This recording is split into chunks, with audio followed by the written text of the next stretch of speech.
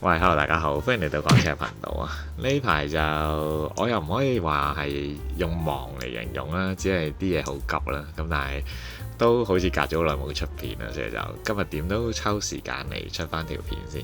依家個狀況其實係最主要啲時間係花咗喺嗰個靚妹身上啦，搞唔掂啊！嗰啲時間真係〜即係你知啊，啲 IG 好勁啊！你煩緊嗰樣嘢呢，佢就會彈嗰樣嘢俾你睇嘅。咁啊，見到個媽咪嗱，你唔好話湊小朋友咧好辛苦喎。其實佢哋啲嬰兒期咧好短暫嘅啫，即係依家好似冇晒自由啊，冇晒睡眠啊。但係其實佢好快就會還翻個自由同埋還翻個充足嘅睡眠俾你嘅。到時咧你就唔捨得佢嗰個嬰兒期嘅。咁但係即係依家呢兩樣嘢咧，真係完全控制唔到啊！我覺得自由又好難講話有冇剝削到你嘅，即係你自己想唔想嘅啫。我又唔係話抗拒湊小朋友嘅，但係睡眠咧就真係剝削咗我啦。即係每朝6點7點起身咧，我自己係未適應到啊！成日都一個唔小心啊，8點鐘會瞓翻嘅，一瞓翻咧嗰日就冇咗半日嘅。如果你下晝咧就有少少嘢搞咧，就差唔多成日都冇咗啦。所以又搞到啲嘢咧就成日都好似做唔切咁樣。希望慢慢可以調整到啦，或者捱到佢去幼稚園。喺佢返學嘅時候就可能係我嘅 me time 啦，唔係一家長成日掉啲小朋友去學嘢啦，就係咁。依家嘅狀態就係咁樣。咁其實今日都有啲匆忙咧，即係都係下晝先返嚟啊，12點先返到公司。咁啊嗱嗱聲睇下揾啲片出下啦。咁最簡單就做翻自己最擅長嗰啲啦，居屋380尺啦。呢排都做好多啊，可能都係貪易做啲。其實就想做下啲私樓嘅，有一個油塘嘅新盤我都幾想做嘅，幾得意嘅，即係一個800萬嘅小豪宅，有花園，仲要係複式嘅。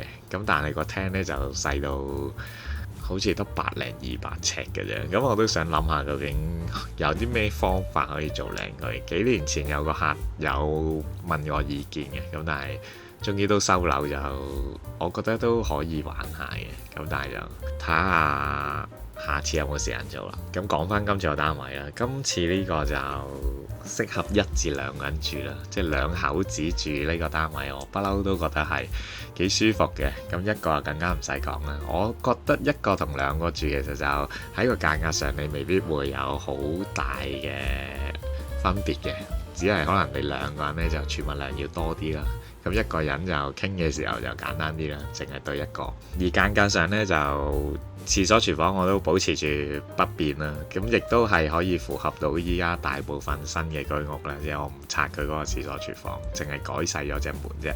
咁相對呢，亦都係個裝修費亦都平好多啦。你如果拆少咗呢2樣嘢，咁所以整體個裝修費我覺得唔高啊，即係俾一啲年輕買家呢，我覺得就絕對適合啦。即係佢又唔使好多錢啦，又可以住住先啦。你將來想改翻做2房，咪再裝修咯，係咪？一齊睇下個 design 啊！我覺得今次個設計呢，我係由入口呢個玄關位開始做起嘅。咁其實好多客呢都有講一樣嘢呢，就係佢哋好唔中意個獅子櫃嘅。咁所以呢，你見到我喺個入口嗰度呢，就都安排咗個高櫃俾佢，嗰個亦都係一個鞋櫃嚟啦。咁但係佢就唔會中間偷咗個位，變咗係好似一個獅子櫃咁。佢係一個純粹係一個全高嘅櫃。咁但係平時我哋嘅獅子櫃最大嗰個作用呢，就係翻嚟可以擺下嘢嘛。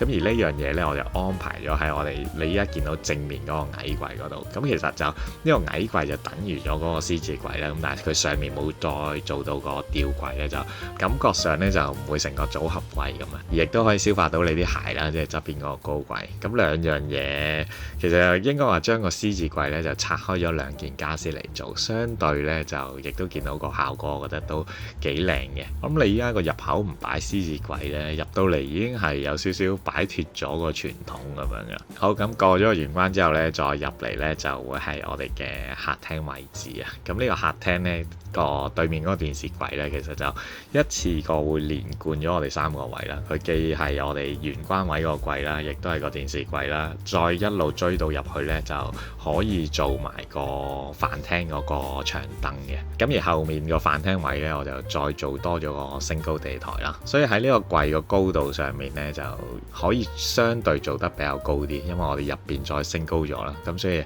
喺冇升高嗰啲位置呢，呢個櫃就相對會高少少嘅。咁但係其實依家擺梳化嗰個位呢，同個電視距離呢都算近嘅，即係原則嘅闊度啦，佢唔係好闊嘅啫。咁所以部電視我又唔可以掛得太高。如果其實我本身呢個櫃呢係想做到佢差唔多800高嘅，咁但係依家就淨係可以做到600高啫。部電視掛翻矮啲，相對你部電視咁近個梳化呢，就都唔使惡高個頭去睇啦。咁而望翻個梳化背呢，你就會見到左手邊就會係個廚房啦，而右手邊呢，就會係我哋今次嘅睡房嘅位置。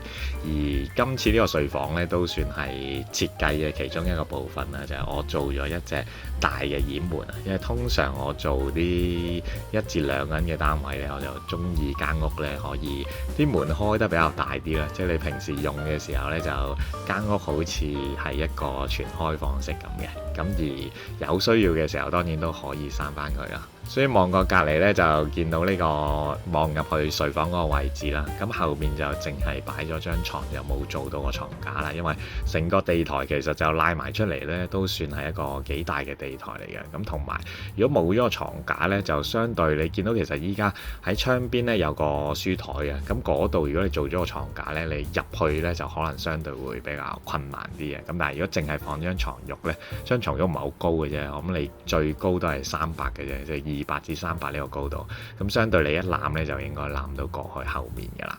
咁亦都係佢，因為我哋左手邊啦，張床嘅左手邊係個衣櫃嚟嘅。咁所以如果張床褥唔係咁高呢，你亦都唔會阻到嗰個衣櫃嗰隻門好多啦。所以我覺得就咁放張床褥落去呢，就都可以接受嘅。咁而頭先講過啦，我希望呢個位呢係一個打開咗之後呢，係感覺上係一個開放式嚟嘅，所以就2隻門我都俾得比較闊佢啊。呢2隻門就各自都係800闊啦，咁相對開咗之後呢，就差唔多1.6米。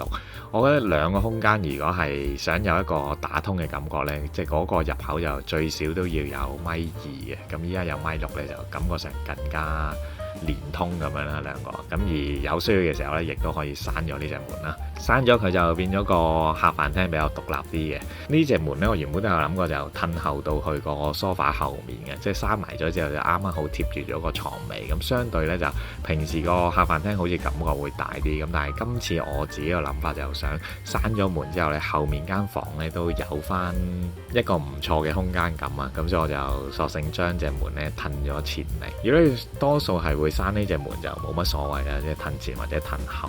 咁如果你覺得係可能即係2個人住，多數有時會閂呢隻房門嚟，咁我覺得就褪翻前嚟，後面間房比較大啲呢，感覺上喺房嘅時候呢就會舒服啲嘅。咁而頭先其實喺玄關位呢應該都見到噶啦，我哋喺度望翻出去呢，就喺個玄關嗰度其實就再做咗一塊鏡嘅。咁嗰塊鏡就係一塊全高鏡啦，即係出門口嘅時候呢，可以照一照自己嗰日究竟個衣着係點樣，你先行出去啦。同時亦都係令到嗰個玄關位呢個空間感比較好啲嘅。咁我哋企翻喺呢個飯廳位望出去呢，就更加見到係將嗰個間屋個深度呢係延伸咗多1倍啊！咁但係就平時我哋落鏡就會比較小心啲啦。我擺呢邊就係唔想入嚟開門嘅時候呢會見到塊鏡嘅，咁所以我就擺咗喺靠門呢邊嗰幅牆啦。咁但係有啲人就唔係好中意塊鏡對住隻窗嘅，咁但係呢啲風水嘢就見仁見智啦。所以我就覺得都冇乜問題啦，擺呢個位